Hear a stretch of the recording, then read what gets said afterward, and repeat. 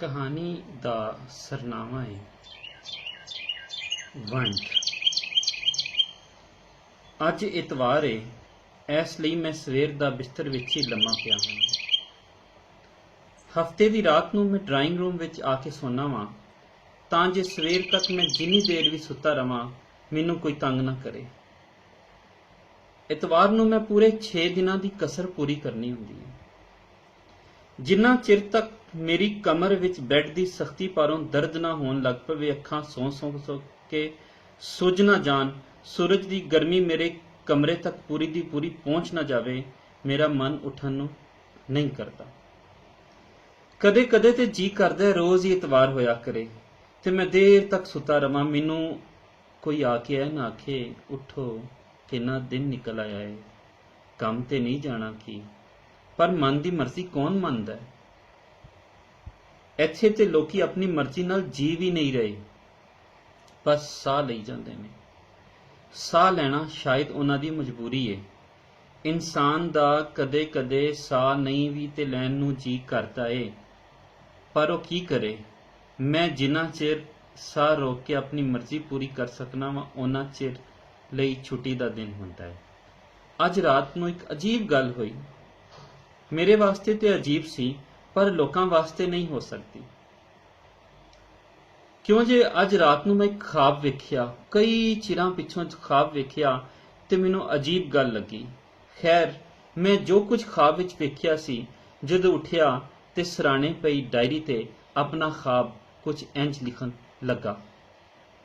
ਸੂਰਜ ਹਾਲੇ ਪੂਰੀ ਤਰ੍ਹਾਂ ਨਹੀਂ ਸੀ ਨਿਕਲਿਆ, ਚੰਨ ਦੀ ਲੋ ਬਹੁਤੀ ਨਹੀਂ ਸੀ ਹੋਈ। ਇਸ ਪਾਰੋਂ ਮੇਰੇ ਕਮਰੇ ਵਿੱਚ ਨਾ ਤੇ ਬਹੁਤਾ ਹਨੇਰਾ ਸੀ ਤੇ ਨਾ ਚਾਨਣ ਕਿ ਦਰਵਾਜ਼ਾ ਖੜਕਿਆ। ਮੈਂ ਕੋਈ ਜਵਾਬ ਨਾ ਦਿੱਤਾ। ਮੇਰਾ ਜੀ ਕੀਤਾ ਕਿ ਜਿਹਨੇ ਦਰਵਾਜ਼ਾ ਖੜਕਾਇਆ ਹੈ ਉਹਨੂੰ ਇੱਟ ਮਾਰ ਦਿਆਂ। ਛੁੱਟੀ ਵਾਲੇ ਦਿਨ ਵੀ ਆਰਾਮ ਨਹੀਂ ਕਰਨ ਦਿੰਦਾ। ਦਰਵਾਜ਼ਾ ਫਿਰ ਖੜਕਿਆ। ਮੈਂ ਨਾ ਚਾਹੁੰਦੇ ਹੋਇਆਂ ਉੱਠ ਕੇ ਦਰਵਾਜ਼ਾ ਖੋਲ ਦਿੱਤਾ। ਦਰਵਾਜ਼ੇ ਉੱਪਰ ਕੋਈ ਵੀ ਨਹੀਂ ਸੀ। ਬਾਹਰ ਹਵਾ ਬੜੀ ਤੇਜ਼ੀ ਨਾਲ ਝੁੱਲ ਰਹੀ ਸੀ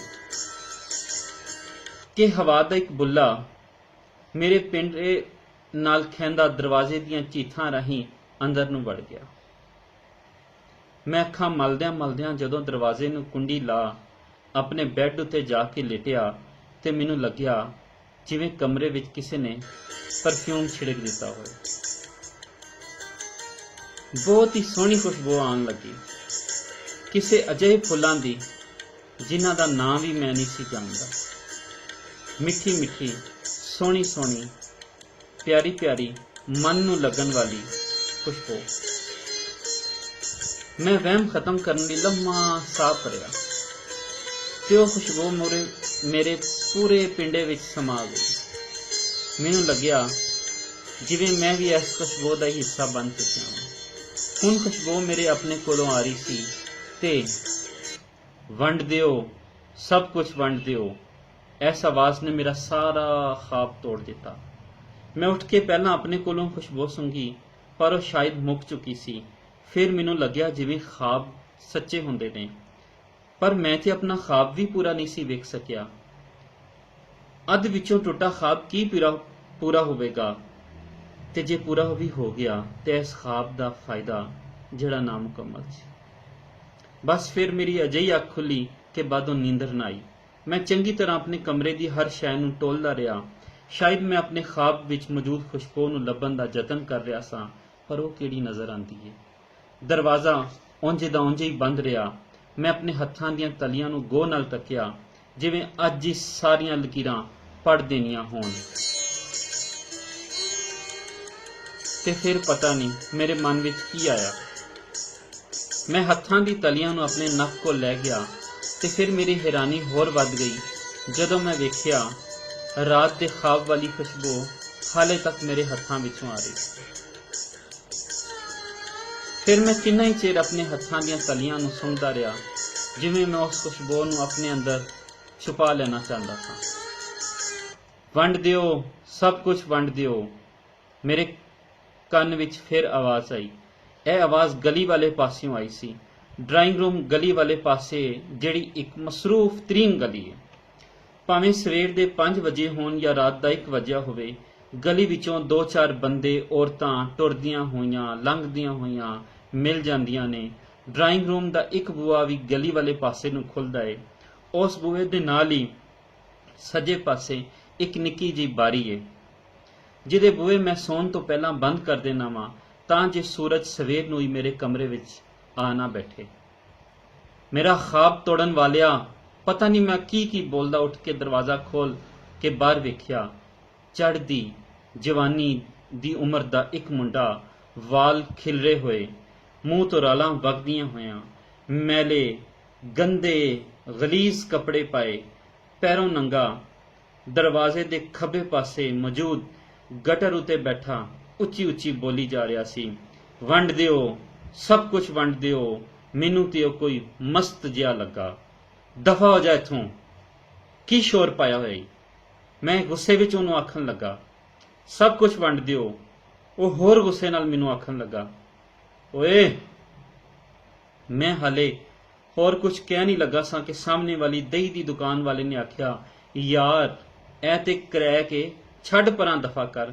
ਨਾਲ ਹੀ ਉਸ ਦਹੀਂ ਵਾਲੇ ਨੇ ਆਪਣੇ ਸਿਰ ਦੀ ਸੱਜੀ ਪੁਰਪੜੀ ਤੇ ਆਪਣੀ ਸ਼ਹਾਦਤ ਦੀ ਉਂਗਲੀ ਹਲਾਈ, ਜਿਹਦਾ ਮਤਲਬ ਸੀ ਕਿ ਇਹ ਪਾਗਲ ਏ। ਦਿਮਾਗ ਨੂੰ ਵੀ ਵੰਡ ਦਿਓ, ਸਭ ਕੁਝ ਵੰਡ ਦਿਓ। ਉਹ ਸ਼ਾਇਦ ਸਾਰੀ ਗੱਲ ਸਮਝਣ ਦੇ ਬਾਅਦ ਬੋਲਣ ਲੱਗਾ। ਮੈਂ ਉਹਦੇ ਉੱਤੇ ਲਾਹਨਤ ਭੇਜਦਾ ਅੰਦਰ ਆਇਆ। ਮੇਰੇ ਪਿੰਡੇ ਵਿੱਚ ਜਿਵੇਂ ਕਿਸੇ ਨੇ ਭਾਂਬੜ ਬਾਲ ਛੱਡਿਆ ਹੋਵੇ। 6 ਦਿਨਾਂ ਬਾਅਦੋਂ ਇੱਕ ਦਿਨ ਮਿਲਦਾ ਸੌਣ ਲਈ, ਤੇ ਉਹ ਵੀ ਇਸ ਲਾਂਤੀ ਨੇ ਅਜ਼ਾਬ ਕਰ ਛੱਡਿਆ। ਮੈਂ ਪਤਾ ਨਹੀਂ ਕੀ ਕਈ ਬੁੜਬੁੜਾਂਦਾ ਦੁਬਾਰਾ ਬੈੱਡ ਉੱਤੇ ਆ ਕੇ ਲੰਮਾ ਪੈ ਗਿਆ। ਵੰਡ ਦਿਓ, ਸਭ ਕੁਝ ਵੰਡ ਦਿਓ। ਕਦੇ ਕਦੇ ਮੇਰੇ ਕੰਨਾਂ ਵਿੱਚ ਆਵਾਜ਼ ਪੈ ਰਹੀ ਸੀ, ਪਰ ਮੈਂ ਹੁਣ ਜ਼ਿਆਦਾ ਗੁੱਸਾ ਮਹਿਸੂਸ ਨਾ ਕੀਤਾ। ਬੈੱਡ ਉੱਤੇ ਲੰਮਾ ਪਿਆ ਮੈਂ ਬੜੇ ਪਾਸੇ ਪਲਟਦਾ ਰਿਹਾ, ਅੱਖਾਂ ਮੀਟਦਾ ਰਿਹਾ, ਪਰ ਨੀਂਦਰ ਜਿਵੇਂ ਮੇਰੇ ਕੋਲੋਂ ਰੁੱਸ ਗਈ ਲੱਗਦੀ। ਮੇਰਾ ਕਈ ਅਰਸੇ ਪਿੱਛੋਂ ਜੀ ਕਰ ਰਿਹਾ ਸੀ ਕਿ ਅੱਜ ਕੋਈ ਸੋਹਣਾ ਜਿਹਾ ਖਾਬ ਵੇਖਾਂ, ਜਿਹਦੇ ਵਿੱਚ ਸਾਰੀਆਂ ਸ਼ੈਵਾਂ ਹੀ ਸੋਹਣੀਆਂ ਹੋਣ। ਸ਼ਾਇਦ ਇਨਸਾਨ ਉਹ ਖਾਬ ਵੇਖਦਾ ਹੈ ਜਿਹੜਾ ਉਹ ਆਪ ਵੇਖਣਾ ਚਾਹੁੰਦਾ ਹੈ। ਕੀ ਖਾਬਾਂ ਦਾ ਰੱਬ ਨੂੰ ਪਤਾ ਹੁੰਦਾ ਹੈ? ਮੈਂ ਸੋਚਣ ਲੱਗਦਾ ਹਾਂ। ਆਲੂ ਵੀ ਵੰਡ ਦਿਓ, ਗੋਭੀ ਵੀ ਵੰਡ ਦਿਓ, ਖਰਬੂਜ਼ੇ ਵੀ ਵੰਡ ਦਿਓ। ਉਹ ਮੁੰਡਾ ਸ਼ਾਇਦ ਕਿਸੇ ਸਬਜ਼ੀ ਲੈ ਜਾਂਦੇ ਨੂੰ ਵੇਖ ਕੇ ਆਖ ਰਿਹਾ। ਮੇਰਾ ਕਮਰੇ ਵਿੱਚ ਜੀ ਨਹੀਂ ਸੀ ਲੱਗ ਰਿਹਾ, ਪਰ ਹਾਲੇ ਸਿਰਫ 10 ਵਜੇ ਸਨ। ਮੇਰੀ ਤੇ ਨੀਂਦਰ ਵੀ ਪੂਰੀ ਨਹੀਂ ਸੀ ਹੋਈ। ਇਹੋ ਜਿਹੀਆਂ ਗੱਲਾਂ ਹੀ ਸੋਚ ਰਿਹਾ ਸਾਂ ਕਿ ਘਰ ਵਾਲੇ ਪਾਸੇ ਦਾ ਦਰਵਾਜ਼ਾ ਖੜਕਿਆ। ਮੈਂ ਕੋਈ ਜਵਾਬ ਨਾ ਦਿੱਤਾ ਤਾਂ ਦਰਵਾਜ਼ਾ ਫੇਰ ਖੜਕਿਆ। ਕੌਣ ਏ? ਪਾਪਾ, ਮੰਮੀ ਕਹਿ ਰਹੇ ਨੇ ਨਾਸ਼ਤਾ ਕਰ ਲਓ, ਮੇਰੀ ਧੀ ਪਰੀ ਦੀ ਆਵਾਜ਼ ਸੀ। ਅੱਛਾ ਬੇਟਾ, ਆਪਣੀ ਮੰਮੀ ਨੂੰ ਕਹੋ ਮੈਂ ਆ ਰਿਹਾ। ਥੋੜੀ ਦੇਰ ਬਾਅਦੋਂ ਮੈਂ ਉੱਠ ਕੇ ਮੂੰਹ ਹੱਥ ਧੋਣ ਬਾਅਦ ਨਾਸ਼ਤਾ ਕੀਤਾ।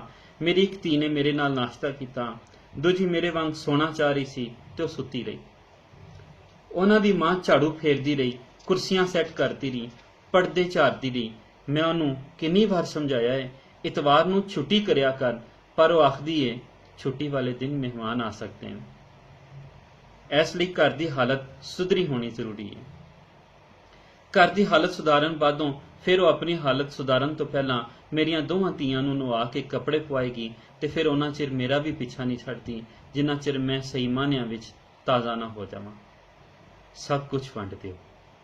ਬਾਹਰ ਬੈਠੇ ਮੁੰਡੇ ਨੇ ਉੱਚੀ ਸਾਰੀ ਆਖਿਆ। ਪਾਪਾ, ਇਹ ਕੌਣ ਬੋਲ ਰਿਹਾ ਹੈ? ਪਾਗਲ ਹੈ ਕੋਈ ਬੇਟਾ? ਪਾਗਲ? ਹਾਂ, ਇਹ ਕਿਸ ਸ਼ੈ ਨੂੰ ਕਹਿੰਦਾ ਵੰਡ ਦਿਓ? ਸਭ ਸ਼ੈਵਾਂ ਨੂੰ। ਜਿਸ ਤਰ੍ਹਾਂ ਅੰਮੀ ਮੈਨੂੰ ਤੇ ਬਾਜੀ ਨੂੰ ਸ਼ੈਵਾਂ ਵੰਡ ਕੇ ਦਿੰਦੀ ਹੈ। ਹਾਂ, ਐਸੇ ਤਰ੍ਹਾਂ, ਬਿਲਕੁਲ ਐਸੇ ਤਰ੍ਹਾਂ। ਠੀਕ, ਪਰ ਫਿਰ ਇਹ ਪਾਗਲ ਕਿਉਂ ਹੋਇਆ? ਫਿਰ ਇਹ ਪਾਗਲ ਕਿਵੇਂ ਹੋਇਆ? ਕਿਉਂਕਿ ਉਹ ਇਹ ਕਿਉਂ ਆਖਦਾ ਹੈ ਸਭ ਕੁਝ ਵੰਡ ਦਿਓ, ਸਭ ਕੁਝ ਵੰਡ ਦਿਓ? ਆਖਣ ਵਾਲਾ ਪਾਗਲ ਹੁੰਦਾ ਹੈ? ਨਹੀਂ ਬੇਟਾ, ਹਰ ਇਨਸਾਨ ਦੀ ਆਪਣੀ ਮਰਜ਼ੀ ਹੁੰਦੀ ਹੈ ਕਿ ਉਹ ਵੰਡੇ ਜਾਂ ਨਾ ਵੰਡੇ। ਇੰਜ ਉਹਦਾ ਦਿਮਾਗ ਠੀਕ ਨਹੀਂ ਲੱਗਦਾ। ਐਸੇ ਲਈ ਉਹਨਾਂ ਦੇ ਘਰ ਵਾਲਿਆਂ ਨੇ ਵੀ ਉਹਨੂੰ ਘਰੋਂ ਕੱਢ ਦਿੱਤਾ ਹੈ। ਪਾਗਲਾਂ ਦਾ ਇਲਾਜ ਹੋਣਾ ਚਾਹੀਦਾ ਹੈ। ਬੜੀ ਸੰਜੀਦਾ ਹੋ ਕੇ ਤੇ ਬੜੇ ਸੱਚੇ ਜਜ਼ਬੇ ਨਾਲ ਮੇਰੀ ਧੀ ਪਰੀ ਨੇ ਮੈਨੂੰ ਸਮਝਾਉਣ ਦੀ ਜਿਵੇਂ ਕੋਸ਼ਿਸ਼ ਕੀਤੀ ਸੀ। ਮੈਂ ਪਰੀ ਨਾਲ ਹੋਰ ਗੱਲਾਂ ਕਰਦਾ, ਪਰ ਉਹਦੀ ਮਾਂ ਉਹਨੂੰ ਨੁਹਾਉਣ ਤੇ ਕੱਪੜੇ ਬਦਲਣ ਦਾ ਹੁਕਮ ਦੇ ਚੁੱਕੀ ਸੀ। ਉਹਦੀ ਮਾਂ ਦੇ ਹੁਕਮ ਉੱਤੇ ਮੇਰਾ ਕੀ ਵੱਸ ਚੱਲਣਾ। ਮੈਂ ਜਦੋਂ ਅਖਬਾਰ ਪੜ੍ਹਨ ਲਈ ਆਪਣੇ ਕਮਰੇ ਵਿੱਚ ਐਨਕ ਚੁੱਕਣ ਗਿਆ ਤੇ ਵੇਖਿਆ ਮੇਰੇ ਕਮਰੇ ਅੰਦਰ ਇੱਕ ਚਿੜੀ ਕੱਖ ਫੜੀ ਘੁੰਮ ਰਹੀ ਏ, ਤੇ ਉਹ ਹਰੇ ਆਲ੍ਹਣਾ ਬਣਾਉਣ ਲਈ ਥਾਂ ਲੱਭ ਰਹੀ ਸੀ। ਮੈਂ ਉਹਦੇ ਵੱਲ ਵੇਖਿਆ ਤੇ ਉਹ ਆਲ੍ਹਣੇ ਲਈ ਚੁੰਝ ਵਿੱਚ ਪਾਇਆ ਹੋਇਆ ਆਪਣਾ ਕੱਖ ਛੱਡ ਕੇ ਬਾਹਰ ਨੂੰ ਚਲੀ ਗਈ। ਮੈਂ ਉਹਦੇ ਆਲ੍ਹਣੇ ਪਾਵਨ ਲਈ ਫੜਿਆ ਕੱਖ ਬਾਹਰ ਕੂੜੇ ਵਾਲੇ ਡੱਬੇ ਵਿੱਚ ਸੁੱਟ ਕੇ ਆਪਣੇ ਕਮਰੇ ਦਾ ਬੂਹਾ ਬੰਦ ਕਰਕੇ ਅਖਬਾਰ ਪੜ੍ਹਨ ਲਈ ਨਾਲ ਵਾਲੇ ਕਮਰੇ ਵਿੱਚ ਚਲਾ ਗਿਆ। ਅਖਬਾਰ ਪੜ੍ਹਦਿਆਂ ਮੈਨੂੰ ਖਿਆਲ ਆਇਆ ਕਿ ਅੱਜ ਤੇ ਕ੍ਰਿਕਟ ਦਾ ਮੈਚ ਹੈ। ਮੈਂ ਟੀਵੀ ਔਨ ਕੀਤਾ ਤੇ ਫਿਰ ਅਸੀਂ ਸਾਰੇ ਘਰ ਵਾਲੇ ਕ੍ਰਿਕਟ ਮੈਚ ਵੇਖਣ ਲੱਗੇ। ਜਦੋਂ ਕ੍ਰਿਕਟ ਦਾ ਮੈਚ ਮੁੱਕਿਆ ਉਦੋਂ ਸੂਰਜ ਡੁੱਬ ਚੁੱਕਿਆ ਸੀ। ਮੈਂ ਟੀਵੀ ਔਨ ਕੀਤਾ ਤੇ ਫਿਰ ਉਦੋਂ ਸੂਰਜ ਡੁੱਬ ਚੁੱਕਿਆ ਸੀ। ਬਾਹਰ ਹਨੇਰਾ ਵੱਧ ਰਿਹਾ ਸੀ। ਮੈਂ ਟੁਰਨ ਫਿਰਨ ਲਈ ਬਾਹਰ ਜਾਣ ਵਾਸਤੇ ਬੂਹਾ ਖੋਲਿਆ ਤੇ ਮੇਰੀ ਨਜ਼ਰ ਉਸ ਮੁੰਡੇ ਤੇ ਪਈ ਜਿਹੜਾ ਸਵੇਰ ਦਾ ਬੈਠਾ ਵੰਡ ਦਿਓ ਸਭ ਕੁਝ ਵੰਡ ਦਿਓ ਆਖੀ ਜਾ ਰਿਹਾ ਸੀ। ਉਹ ਸ਼ਾਇਦ ਸੁੱਤਾ ਪਿਆ ਸੀ ਜਾਂ ਬੋਲਦਾ ਬੋਲਦਾ ਅਧਹੋਸ਼ ਦੀ ਹਾਲਤ ਵਿੱਚ ਅਪੜ ਗਿਆ। ਸਾਹਮਣੇ ਦਹੀਂ ਵਾਲੀ ਦੁਕਾਨ ਵਾਲੇ ਨੇ ਲੱਸੀ ਦਾ ਗਲਾਸ ਬਣਾ ਕੇ ਉਹਦੇ ਕੋਲ ਆ ਕੇ ਉਹਨੂੰ ਪਿਆਣਾ ਚਾਹਿਆ, ਪਰ ਉਹ ਫਿਰ ਉੱਚੀ ਸਾਰੀ ਆਖਣ ਲੱਗਿਆ, ਵੰਡ ਦਿਓ ਸਭ ਕੁਝ ਵੰਡ ਦਿਓ। ਮਰ ਜਾਏ ਰੱਬ ਦਾ ਨਾ ਸ਼ੁਕਰਾਨਾ ਬਣ, ਵੰਡ ਦਿਓ ਰੱਬ ਨੂੰ ਵੀ। ਉਹ ਸ਼ਾਇਦ ਕੁਝ ਆਖ ਦਿੰਦਾ ਕਿ ਦਹੀਂ ਦੀ ਦੁਕਾਨ ਵਾਲੇ ਨੇ ਉਹਦੇ ਮੂੰਹ ਤੇ ਹੱਥ ਰੱਖ, ਮਰ ਜਾਏ ਰੱਬ ਦਾ ਨਾ ਸ਼ੁਕਰਾਨਾ ਬਣ, ਵੰਡ ਦਿਓ ਰੱਬ ਨੂੰ ਵੀ। ਉਹ ਸ਼ਾਇਦ ਕੁਝ ਆਖ ਦਿੰਦਾ ਕਿ ਦਹੀਂ ਦੀ ਦੁਕਾਨ ਵਾਲੇ ਨੇ ਉਹਦੇ ਮੂੰਹ ਉੱਤੇ ਹੱਥ ਰੱਖ ਦਿੱਤਾ। ਰਾਤ ਦੇ ਕੋਈ 8 ਵਜੇ ਜਦੋਂ ਮੈਂ ਘਰ ਆਇਆ ਤੇ ਬੂਹੇ ਉੱਤੇ ਉਹ ਉਂਝੇ ਹੀ ਬੈਠਾ ਤੇ ਥੋੜੇ ਥੋੜੇ ਵਕਫੇ ਮਗਰੋਂ ਆਖ ਦਿੰਦਾ, ਵੰਡ ਦਿਓ ਵੰਡ ਦਿਓ। ਮੈਂ ਉਹਦੀ ਗੱਲ ਵੱਲ ਕੋਈ ਧਿਆਨ ਨਾ ਦਿੱਤਾ, ਜਿਵੇਂ ਮੈਂ ਕਈ ਵਰਿਆਂ ਤੋਂ ਇਸ ਗੱਲ ਦਾ ਆਦੀ ਹੋ ਗਿਆ ਸਾਂ। ਘਰ ਦਾ ਬੂਹਾ ਖੋਲਿਆ ਤੇ ਪਲਾਅ ਦੀ ਖੁਸ਼ਬੂ ਆਈ। ਸ਼ਾਇਦ ਅੰਦਰ ਕਿਚਨ ਵਿੱਚ ਕਿਸੇ ਨੇ ਪਲਾਅ ਦੇ ਪਤੀਲੇ ਦਾ ਢੱਕਣ ਖੋਲਿਆ। ਮੈਨੂੰ ਜ਼ੋਰ ਦੀ ਭੁੱਖ ਲੱਗੀ। ਮੇਰੀਆਂ ਦੋਵੇਂ ਧੀਆਂ ਤੇ ਉਹਨਾਂ ਦੀ ਮਾਂ ਜਿਵੇਂ ਮੇਰਾ ਇੰਤਜ਼ਾਰ ਕਰ ਰਹੇ ਸਨ। ਜਦੋਂ ਅਸੀਂ ਸਾਰੇ ਰਲ ਕੇ ਖਾਣ ਲੱਗੇ ਤੇ ਮੈਨੂੰ ਖਿਆਲ ਆਇਆ, ਉਸ ਵਿਚਾਰੇ ਨੇ ਜਿਹੜਾ ਸਵੇਰ ਤੋਂ ਬੈਠਾ ਵੰਡ ਦਿਓ ਆਖ ਰਿਹਾ ਹੈ, ਕੁਛ ਵੀ ਤਾਂ ਨਹੀਂ ਖਾਦਾ। ਚਲੋ ਉਸ ਨੂੰ ਕੁਛ ਦੇ ਆਈਏ। ਇਹ ਡੋਂਗੇ ਵਿੱਚ ਮੈਂ ਉਸ ਪਾਗਲ ਲਈ ਚਾਵਲ ਪਾਏ ਨੇ, ਜਾਓ ਉਹਨੂੰ ਦਿਓ। ਮੇਰੀ ਬੀਵੀ ਨੇ ਮੈਨੂੰ ਜਦ ਆਖਿਆ ਤੇ ਮੇਰੀਆਂ ਧੀਆਂ ਦੀਆਂ ਨਜ਼ਰਾਂ ਨੇ ਮੈਨੂੰ ਇਸ ਕੰਮ ਲਈ ਜਿਵੇਂ ਹੁਕਮ ਦੇ ਦਿੱਤਾ, ਪਾਪਾ ਜਲਦੀ ਆਣਾ, ਫਿਰ ਅਸੀਂ ਖਾਣਾ ਸ਼ੁਰੂ ਕਰਾਂਗੇ ਇਕੱਠੇ। ਮੇਰੀ ਧੀ ਪਰੀ ਬੋਲੀ। ਉਹਨੂੰ ਕੋਈ ਜਵਾਬ ਦਿੱਤੇ ਬਿਨਾਂ ਮੈਂ ਦਰਵਾਜ਼ਾ ਖੋਲ੍ਹਿਆ ਤੇ ਉਹ ਮੈਨੂੰ ਵੇਖਦਿਆਂ ਸਾਰੀ ਬੋਲਿਆ, ਵੰਡ ਦਿਓ ਸਭ ਕੁਝ ਵੰਡ ਦਿਓ। ਹਾਂ ਵੰਡ ਦਿੱਤਾ ਹੈ, ਇਹ ਤੇਰਾ ਹਿੱਸਾ ਹੈ, ਇਹ ਲੈ ਤੂੰ ਚਾਵਲ ਖਾ ਲੈ। ਮੇਰਾ ਹਿੱਸਾ ਵੀ ਵੰਡ ਦਿਓ, ਸਭ ਕੁਝ ਵੰਡ ਦਿਓ। ਆਖ ਉੱਠਿਆ ਤੇ ਇੰਨੀ ਤਾਕਤ ਨਾਲ ਦੌੜਿਆ ਕਿ ਵੇਖਦੇ ਵੇਖਦੇ ਉਹ ਹਨੇਰੇ ਵਿੱਚ ਗਵਾਚ ਗਿਆ। ਮੈਂ ਬਹੁਤ ਦੇਰ ਤੱਕ ਤੇ ਬਹੁਤ ਦੂਰ ਤੱਕ ਉਹਨੂੰ ਭਾਲਦਾ ਰਿਹਾ ਤੇ ਫਿਰ ਪਰੇਸ਼ਾਨ ਜਿਹਾ ਹੋ ਕੇ ਪਰਤ ਆਇਆ। ਉਹ ਚਲਾ ਗਿਆ। ਮੈਂ ਆਪਣਾ ਇੰਤਜ਼ਾਰ ਕਰਨ ਵਾਲਿਆਂ ਨੂੰ ਵੰਡ ਦਿਓ ਬੋਲਣ ਵਾਲੇ ਮੁੰਡੇ ਬਾਰੇ ਦੱਸਿਆ। ਉਹਨਾਂ ਕੁਝ ਜਵਾਬ ਦਿੱਤੇ। ਮੈਨੂੰ ਵੇਖ ਕੇ ਖਾਣਾ ਸ਼ੁਰੂ ਕਰਨ ਲੱਗ ਪਏ। ਸਾਰਿਆਂ ਨੂੰ ਜ਼ੋਰ ਦੀ ਭੁੱਖ ਲੱਗੀ ਹੋਈ ਸੀ। ਉਹ ਮੇਰਾ ਇੰਤਜ਼ਾਰ ਕਰਦੇ ਥੱਕ ਚੁੱਕੇ ਸਨ। ਫਿਰ ਅਸੀਂ ਸਾਰਿਆਂ ਨੇ ਆਪਣੇ ਹਿੱਸਿਆਂ ਸਮੇਤ ਉਹਦਾ ਹਿੱਸਾ ਵੀ ਵੰਡ ਕੇ ਖਾ ਲਿਆ। ਇਹ ਕਹਾਣੀ ਮੇਰੀ ਕਿਤਾਬ ਤੂੰ ਕਹਾਣੀ ਤੇ ਮੈਂ ਵਿੱਚੋਂ ਲਈ ਗਈ ਹੈ।